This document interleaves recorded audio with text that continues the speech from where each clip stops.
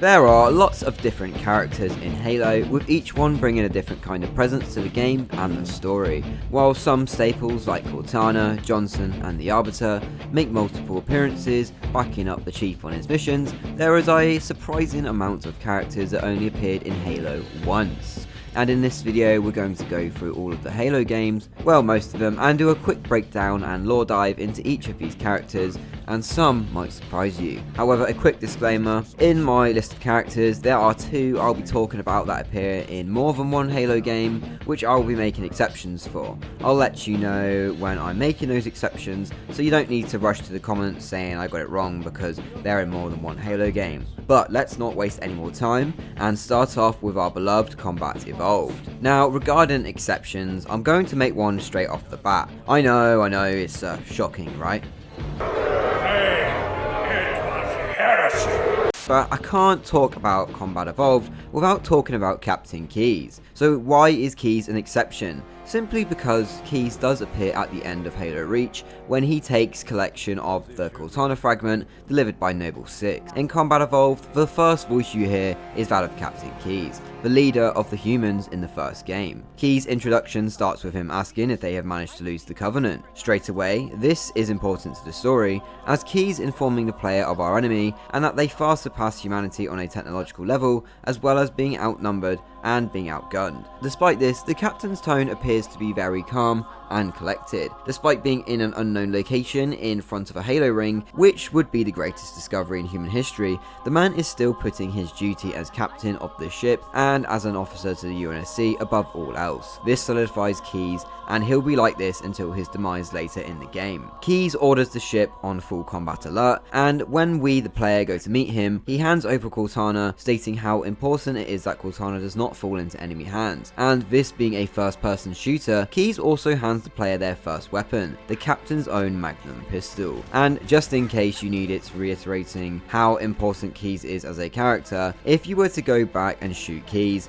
Cortana would announce that Chief has gone rogue, and you'll be locked on the bridge with a squad of invincible Marines who will quickly gun you down. Now moving forward, Keyes is successful in landing the Autumn on the ring, however he is captured off screen and now we have to go and rescue him. Once we do, he gives the player critical information about the name of the strange ring world and its purpose of a weapon and how important it is to control it over the Covenant. In the same mission, Keyes demonstrates his flying ability when he evacuates yourself and Marines away from the Truth and Reconciliation. Keyes is then seen again during a cutscene on a level 343 Guilty Spark where he encounters the Flood. Despite being attacked by an alien parasite, the man keeps his cool to an extent and he still orders his Marines to keep it together. Although he is captured by the Flood, and in the CEA cutscenes we can see him doing everything he can to resist the interrogation as the Flood enters his mind. The Flood obviously recognise how important Keyes is as he becomes the centerpiece for the Proto Gravemind. And while Chief is not able to save him this time, he does put him out of his misery and acquires the captain's neural lace, which is necessary for destroying the Autumn. All in all, a very stalwart man and a perfect fit for the captain of such an important ship. But now let's go over the lore for Captain Jacob Keyes. Courageous, bold and driven by duty, Jacob Keyes was the consummate naval commander. He fought in various critical battles throughout the Covenant War, often being able to command his ship to beat Covenant ships in a 1v1 or even a 1v2 engagement and still come out on top. In addition, the captain was a seasoned teacher to Naval Academy students. While Keyes was a lieutenant, he accompanied Dr. Halsey to meet a child named John, who she would recruit into the Spartan 2 program. During this time, Keyes developed a relationship with Halsey, where they would have a daughter, Miranda Keyes, who would become estranged from him in the following years. In the final years of the war, Keyes played a major role in the Battle of Sigma Optimus 4 and Reach, but was eventually forced to bring the Pillar of Autumn to Halo, done so via coordinates put together by Cortana using various fauna artifacts. He fought alongside the Master Chief and the Marines, but he eventually met his end when he was captured by the Flood. However, his legacy would live on with Miranda Keyes, who was a pivotal figure in the final days of the war. Now, with our first major character out of the way, now let's go over a few characters from the first game that might surprise you. Private First Class Wallace A. Jenkins might be a name you vaguely remember from CE. Jenkins was one of the Marines who accompanied Keyes and Johnson to the Flood containment facility, and it was his helmet footage that was viewed by Chief, revealing the Flood to the player. This is where Jenkins' involvement in the game ends, ends as a simple vessel to introduce the Flood. However, Jenkins has been around for a long time, and definitely not one of the greenhorns that Johnson mentioned at the start of the game. So let's go over the lore of this veteran Marine. Jenkins was born on a human colony of Harvest, and was one of the few men selected to be a part of the armed militia to protect the planet from the insurrection or other looming threats. Around the same time, Johnson would be a part of a Black Ops mission where he made first contact with the Covenant. However, Johnson would also have the responsibility of training up the militia, and noticed that Jenkins was an excellent sharpshooter, and gave Jenkins one of the few experimental battle rifles in the militia's possession, with the rifles intended to be issued to naval special warfare personnel only, such as Johnson and Byrne. Jenkins was one of the first humans to fight the Covenant, as Jenkins engaged the first Covenant forces to attack Harvest. He did, however, see his entire family wiped out by the same force. Being one of the few militiamen to survive the battle, Jenkins was transferred to Johnson's personal Marine unit, where he would spend much of his career fighting in. Jenkins also took part in the battles of Reach, and later on Alpha Halo. When the Flood Infector jumped towards Jenkins, it was hit by a bullet from Johnson, who attempted to save him. Despite damaging the Infector, it was able to enter Jenkins' body and began the infection process and Flood mutation. However, Jenkins did not die, as the Infector was injured and incredibly old. Jenkins was also able to maintain some control over his mind and his body,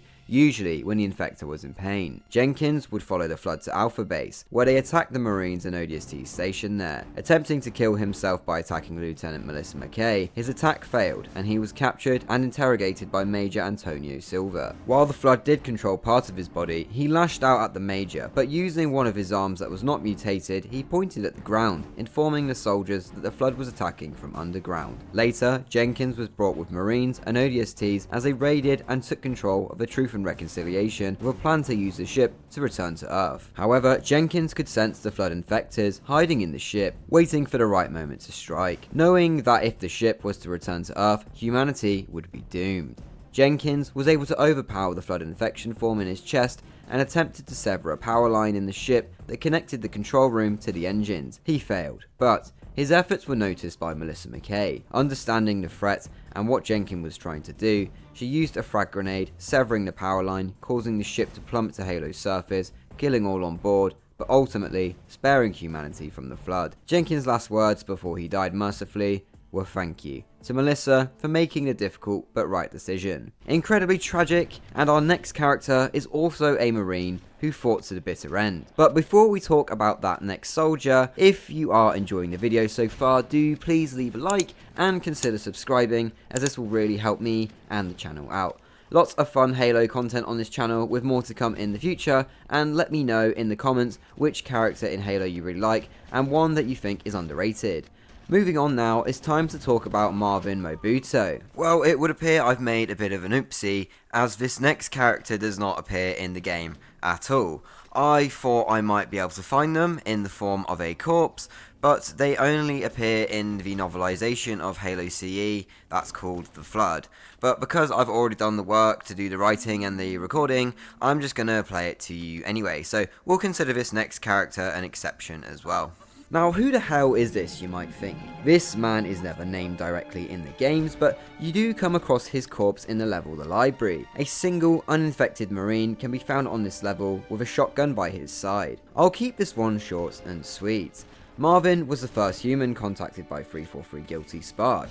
With the Flood unleashed, Marvin was teleported away from his squad of Marines and taken to Halo's library, given the objective of securing the Halo's index. Marvin had been issued with the same standard military gear and weapons provided to all UNSC Marines, but despite this, he made considerable progress fighting against the Flood infection forms, combat forms, and carrier forms. It was a dangerous enemy he was totally unfamiliar with, and one so frightening that most would tremble with fear at the mere sight of the Flood. However, Marvin got close to the index with it being in visual range. However, he was eventually overwhelmed with his body being torn apart by the Flood, to the point that his body could not even be used for infection or even biomass. When Chief was brought to the library with the same mission, he was already being pushed to his limit, and that was with his augmentations and Mjolnir power armor. Chief took Marvin's dog tags, paid his respects to the Marine who had fought so hard with so little.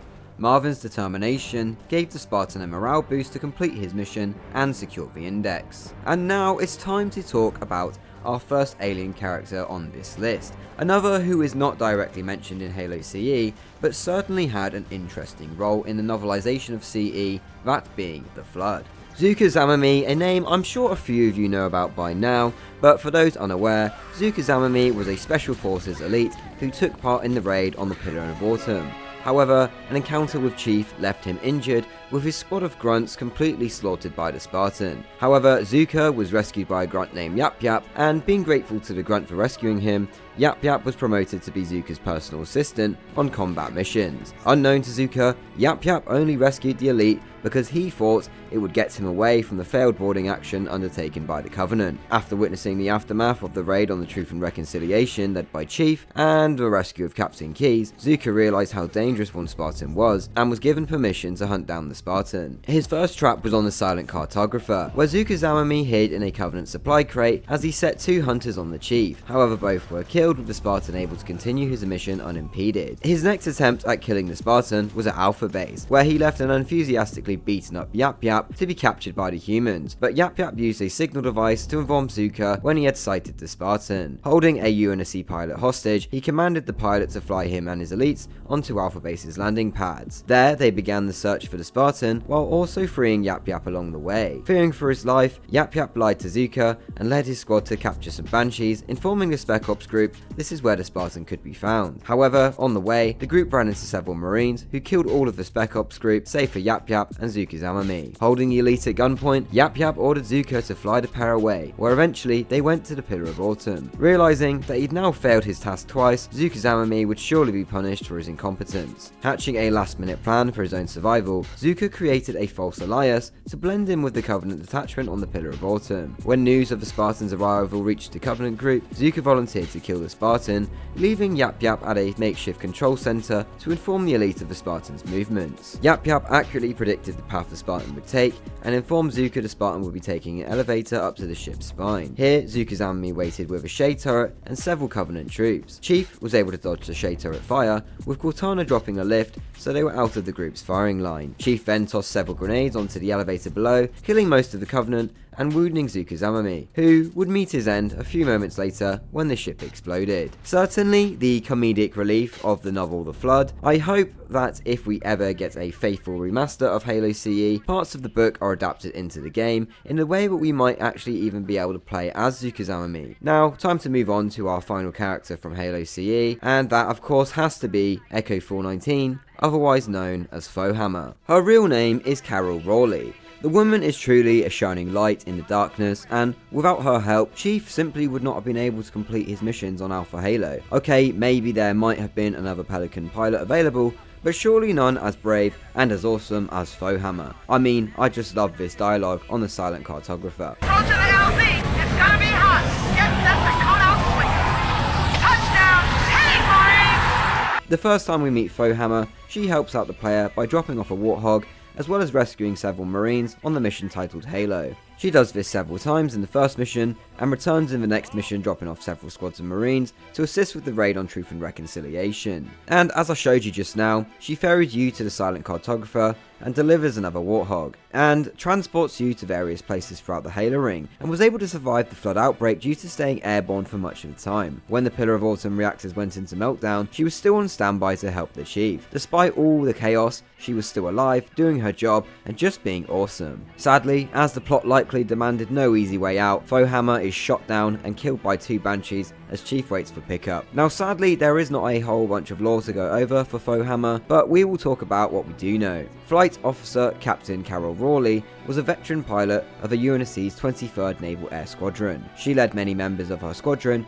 including her co-pilot Lieutenant Fry and her crew chief, Officer Cullen, away from the Pillar of Autumn as the ship's lifeboats launched towards Halo's surface, where thanks to herself and the pilots under her command, they were able to round up numerous survivors to create an effective and largely successful resistance to fight the Covenant. Rawley was an exceptional skilled pilot, with her self-claim of being able to open a beer bottle with the wingtip of a Pelican in a hurricane. When Cortana instructed Foehammer to fly underground to Halo's control room, initially she protested, preferring to risk anti-air defenses and fly above ground, but Chief told her that if she wasn't up to the task, then they could go above above ground. Not to be deterred by ambitious challenges, Foehammer carefully flew the Pelican through the tunnels of Alpha Halo, with Chief supporting her the entire way, making her feel at ease. She continued to support the Chief, Marines, and ODSTs on Alpha Halo until she was shot down on the 22nd of September 2552. Well, there we have it for CE, a few characters there that you might not normally think about when playing through the game.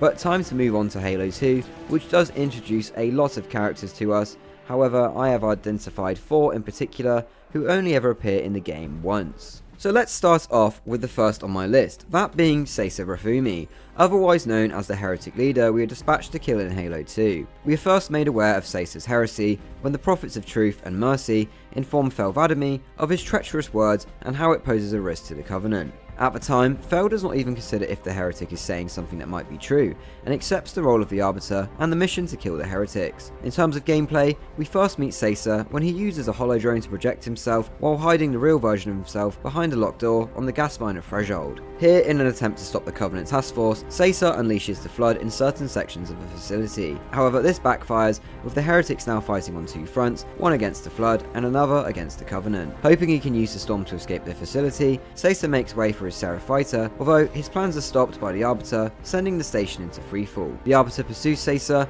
where he begins to inform the Arbiter of the Prophet's lies about Halo. Before he can hear the full story, however, Sesa opens fire, and a duel between the Arbiter and Sesa commences, with the latter falling in combat. Before Spark can explain anything, he is zapped away by Tartarus. This is a very important moment in the story for the Arbiter's character arc. In many ways, it will foreshadow what is to come, as the Gravemind reveals similar secrets to what Sesa managed to say, and what he might have said in full if the two did not end up fighting each other. Visually, Sesa and his heretics all sport different armour and colours to the rest of the Covenant, and this is extended to the vehicles that they use, with their Banshees sporting different designs to the regular ones. This is so the player can make the distinction that the heretics are a different faction to the rest of the Covenant. But as Sesa only has a brief yet important appearance in the gameplay, let's now talk about the lore for this rogue elite. From the Sankhili colony of Feldokra, Sesa Refumee was shrewd, defiant, and cunning.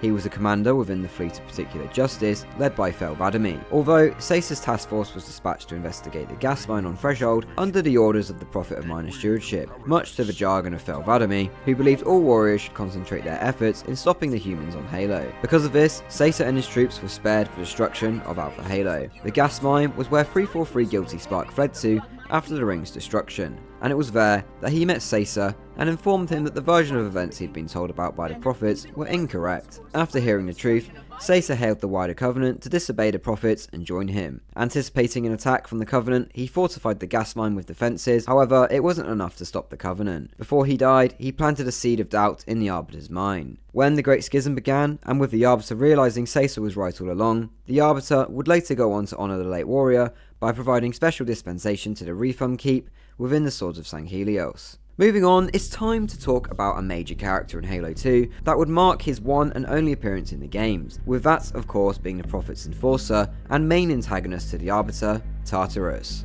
Tartarus is introduced to us in the intro of Halo 2, where we see Veronica standing trial for his loss of Alpha Halo. Amongst the attendees is Tartarus, chieftain of the Brutes, meaning he's the highest ranking member of their species in the Covenant. What I like about the Bungie Halo games is how they establish and show aspects of the game and story early on. As a player, you watch this cutscene, see a previously unseen type of Covenant, and probably think to yourself, am I going to end up fighting these guys later in the game? In fact, when you do fight them, it is in the same room, or at least in a room that looks very similar to the one seen in the game's introduction, making a link for the player. This is where we meet the Brutes, and it's also where we first fight them. As mentioned, throughout the game, Tartarus acts as an enforcer for the Prophet of Truth. He is the right-hand man, so to speak. He is quite happily to push, shove, and drag the Arbiter around High Charity at the heels, and even taunting him and torturing him in front of thousands of Covenant spectators. This also informs the player that Tartarus is no friend of the Arbiter, establishing and foreshadowing the conflict between the two that unravels itself as the game goes on. Tartarus next makes an appearance when the Arbiter goes to the gas mine to apprehend Sesa Refumee,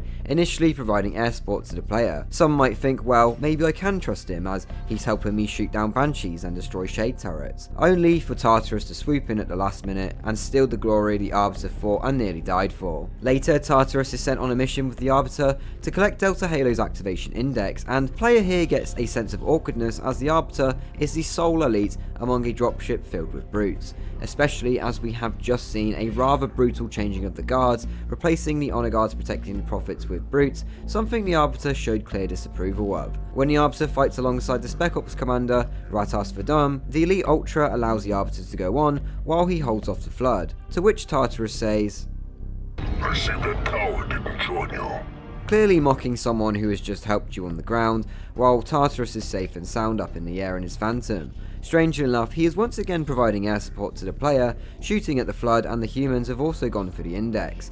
Playing for the first time, you might start to wonder how much you can actually trust Tartarus. He clearly likes to taunt the Arbiter, but also helps him from time to time. Of course, if there was any doubt, he shows his true colours on full display when he announces his plan on the behalf of the Prophets to betray the Arbiter and begin the genocide of the Elite, while also stealing the glory and hard work achieved by the Arbiter once again. He takes Johnson and Miranda as prisoners, but he's later seen escorting the POWs and the Prophets to evacuate High Charity, but follows Truth's orders to a T when he's ordered to leave the Prophet of Mercy to his fate. Finally, Tartarus is encountered at Delta Halo's control room, where even despite hearing the truth from 343 Guilty Spark, he is too far gone to hear the reason. He fights the Arbiter, foreshadowing the brute chieftains we will fight in Halo 3, and is killed with assistance from Johnson, sniping away at his shields. While almost entirely seen in the cutscenes, Tartarus is a great character, the bad guy amongst the bad guy, the minion who does the dirtiest work for his boss, the visual representation of the Great Schism, an event which broke the Covenant apart. Now it's time to go over the lore of the Chieftain of the Brutes. Easily the most prominent Jor Hanai leader in the later years in the war against humanity, Tartarus rose to directly serve the High Prophet of Truth as his protector. Bold, arrogant, and disdainful of Sankhili, Tartarus was exclusively loyal to the Hierarchs and driven by a desire for power and glory. Prior to the end of the Covenant, he was granted special authority and writs of command by the Prophet of Truth, making him the lead instigator of the Great Schism. In the early days of the Human Covenant War, Tartarus held the security officer position of the ship Rapid Conversion, the first ship to be helmed by brutes, and also the first to attack the human world, that world being Harvest. When Tartarus' uncle was wounded in a firefight with Johnson's militia forces, Tartarus killed Chieftain Macubus, and with his death took his warhammer, the Fist of Rux, and his position of shipmaster, laying the foundation of Tartarus' rise to power. After the Battle of Harvest, Tartarus caught the attention of the Prophet of Truth, who had the idea of replacing the elites with the brutes. Over the course of the war, the two would come up with a scheme together, eventually putting Tartarus in command of all Jor Hanai in the Covenant, making him the Chieftain of the Brutes. With Mr. Mohawk covered, it's time to move on to the next character who has a singular appearance, and that was in Halo 2. And that's going to be someone who Tartarus was close to,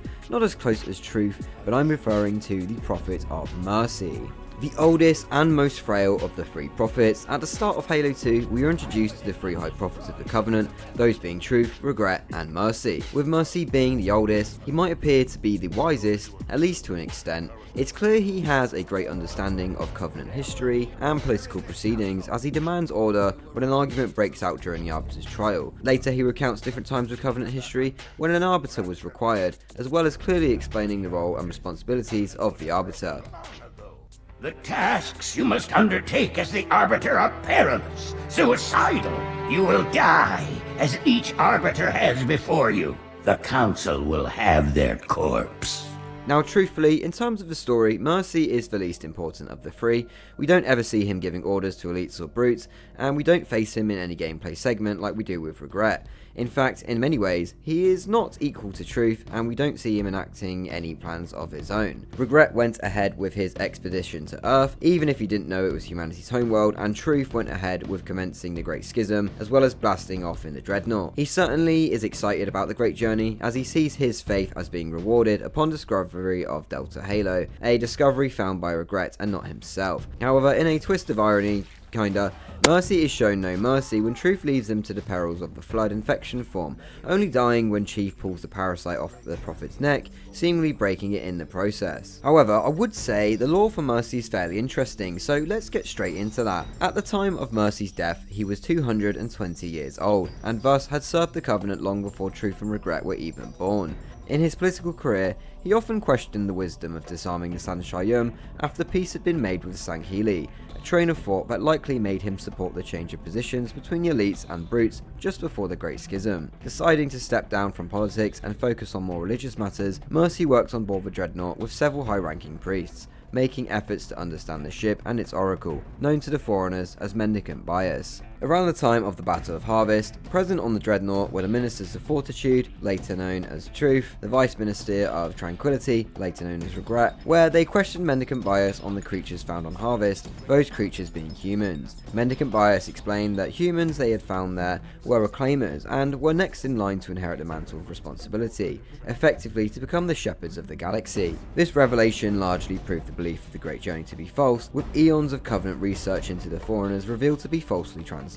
Mendicant Bias attempted to launch the Dreadnought to take the humans on Harvest to the Ark. This left Mercy in awe, and for a moment he encouraged the Oracle to go forth on his mission. However, the launch was cut short by Legolo worms working within the Dreadnought's electrical pathways. This brought Mercy back to his senses, although because he was present with both ministers upon hearing Mendicant Bias's revelation on the humans, it was decided that no one else in the Covenant should know of the truth, and the humans should be exterminated in order to keep the belief of the Great Journey alive. An offer was made by Truth and Regret to become the High Prophet alongside them, as long as he kept the secret of the humans being Reclaimers. Thus began Mercy and the other two prophets' rise to power over the Covenant. About 27 years later, during the Great Schism, the Flood found its way into High Charity and attacked Mercy. Though he was killed when John 117 removed the parasite, his body and mind would later be consumed by the Gravemind, further aiding the Flood with hundreds of years of Covenant knowledge. Pretty interesting rise to power, makes you think how selfish the prophets were to send the Covenant into a long bloody war, all based on a lie. There's one more character I want to talk about in Halo 2,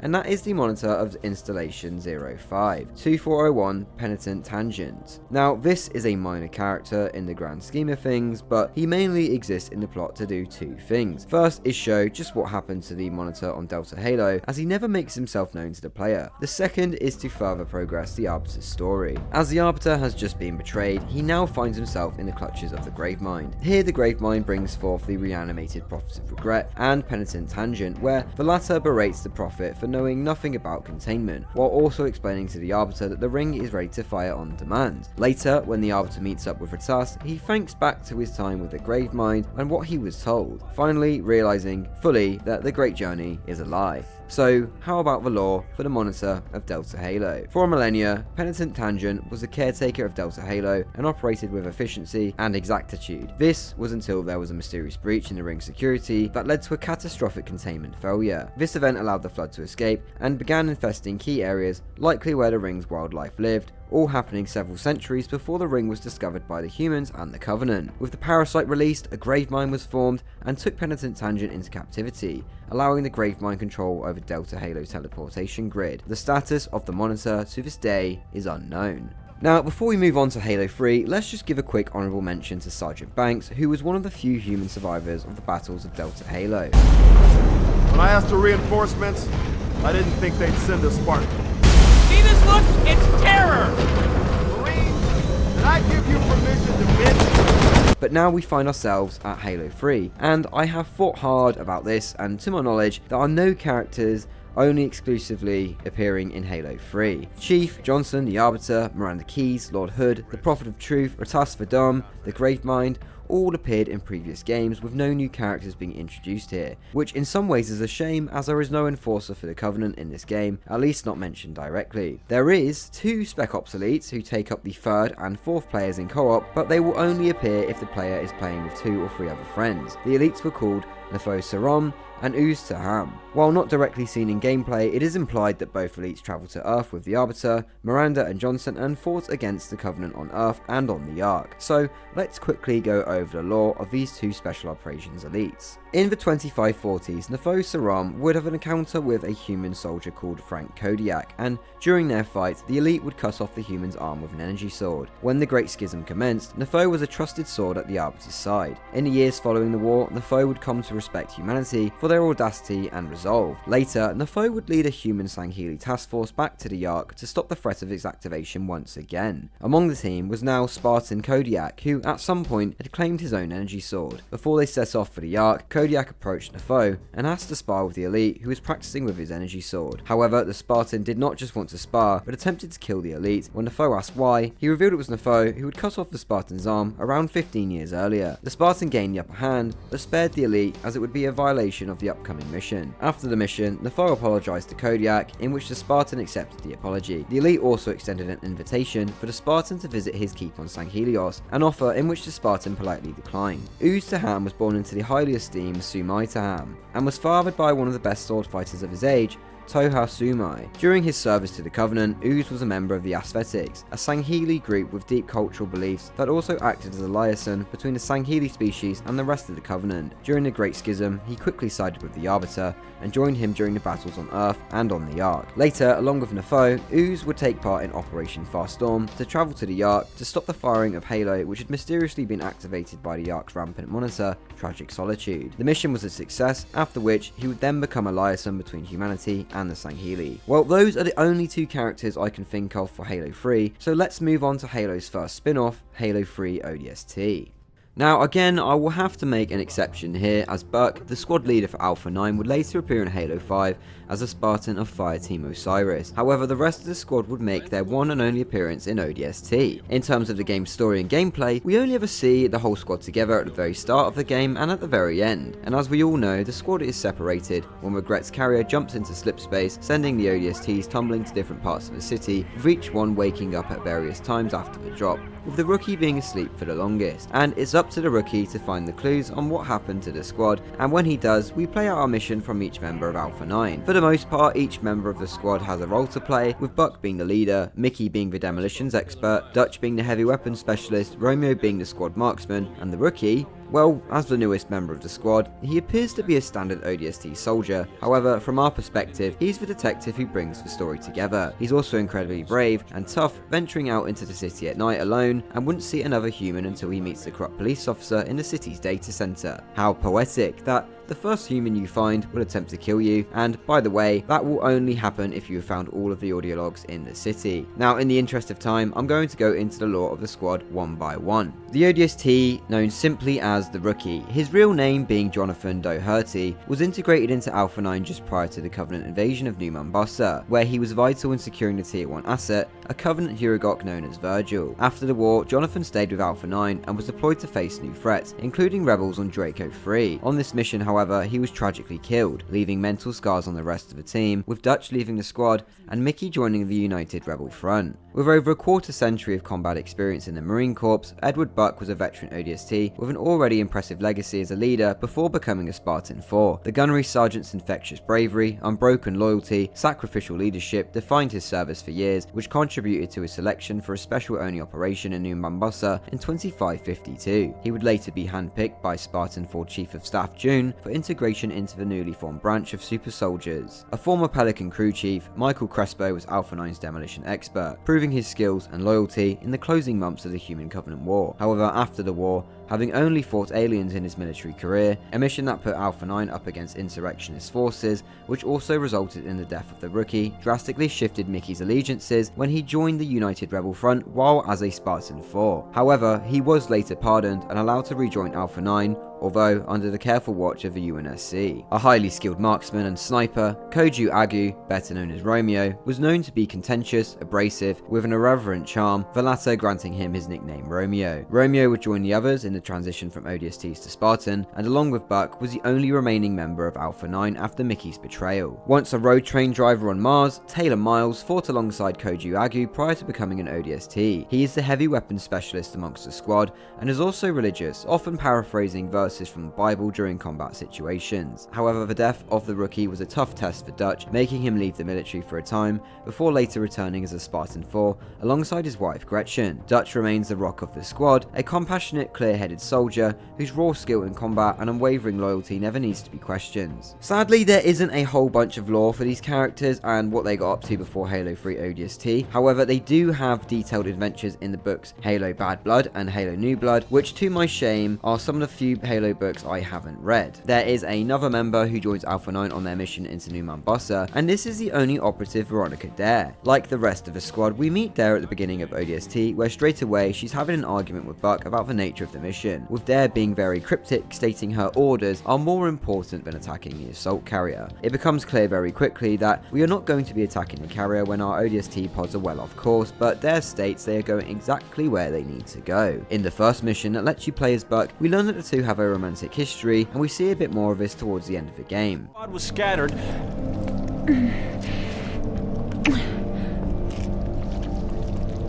And that. For coming back.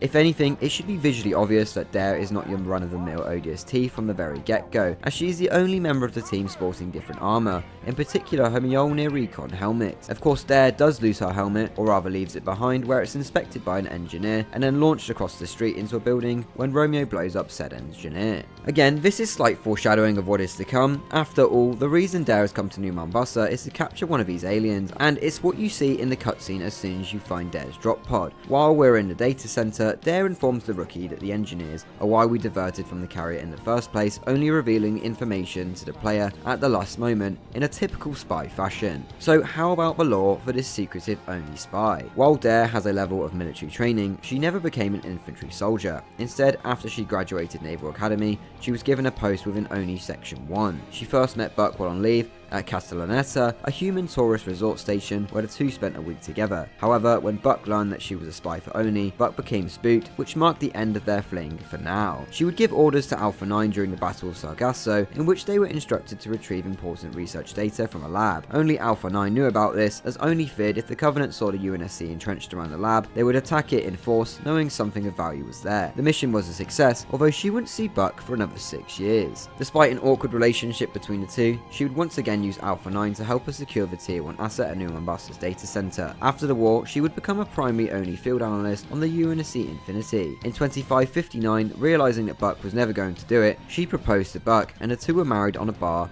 on the Infinity, with Rowling saying the oaths, and the wedding being attended by both Fireteams Osiris and Alpha 9. Before we move on, let's just do a few honourable mentions. While playing as the rookie, we are instructed to seek medical attention. We are then instructed to interface with the city AI to get maps and other information. The city AI is known as Virgil, and in the ODST audio logs you can hear how Virgil helps out his creator's daughter Sadie escape the city. However, during the events of the game, or shortly before, Virgil manages with the Huragot quick to adjust, who the players will simply know as Virgil, and this is what he would be known as to all who worked with him going forward. I also want to give a quick mention to the corrupt police officer on the level data hive. Normally the officer would be killed by drones before reaching sub level 9, but if the player has all 29 audio logs collected, the officer will follow you down and tell you he needs to take care of something personal. He's essentially confirming that Virgil's creator is dead, murdered by Police Commissioner Kinsler, who released toxic gas into the data center. At this point the police officer will turn on the player, with the player forced to kill the cop. This is one of the few times in Halo that you actually fight a human enemy. Well, I hope you enjoyed what is part 1 of characters that only appeared in Halo once. There will be a second part and potentially a third, but if you want to see those videos, make sure you subscribe, and if you did enjoy the video, do please leave a like. Let me know which characters you think deserve some more screen time in Halo. Thank you all so very much for watching, and until next time Spartans, I will see you in the next one.